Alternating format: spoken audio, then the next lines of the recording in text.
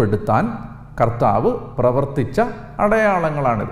ഉദാഹരണത്തിന്, കാനായിലെ കല്യാണ വിരുന്ന് ആ സംഭവം അവസാനിപ്പിക്കുമ്പോൾ യോഹന്നാൻ പറയുന്നത് എങ്ങനെയാണ്? ഇത് യേശു പ്രവർത്തിച്ച അടയാളങ്ങളുടെ ആരംഭമായിരുന്നു. തൻ്റെ മഹത്വം വെളിപ്പെടുത്താൻ യേശു പ്രവർത്തിച്ച അടയാളങ്ങളുടെ ആരംഭമായിരുന്നു കാനായിലെ കല്യാണ വിരുന്ന്. അവൻ്റെ ശിഷ്യന്മാർ അവനിൽ വിശ്വസിച്ചു. അപ്പോൾ നമ്മൾ ഞാനിത് വളരെ വിശദീകരിച്ച് നിങ്ങൾ നന്നായി ഇത് ശ്രദ്ധിക്കുകയും ഹൃദയത്തിൽ ഏറ്റെടുക്കുകയും ചെയ്യണം. ഓരോ അടയാളങ്ങളിലൂടെയും നാം ഈ പഠനത്തിൽ കടന്നു പോകുമ്പോൾ നമുക്കൊരു ചോദ്യമാണ് ചോദിക്കാനുള്ളത്. ഈ അടയാളത്തിലൂടെ യോഹന്നാൻ എന്താണ് പറയുന്നത്? യോഹന്നാൻ പറയുകയാണ്, ഈ അടയാളത്തിലൂടെ യേശു ദൈവമാണ്. 2, യേശു തൻ്റെ മഹത്വം, ദൈവമാണെന്നുള്ള തൻ്റെ മഹത്വം വെളിപ്പെടുത്തുന്ന ഒരടയാളമാണിത്.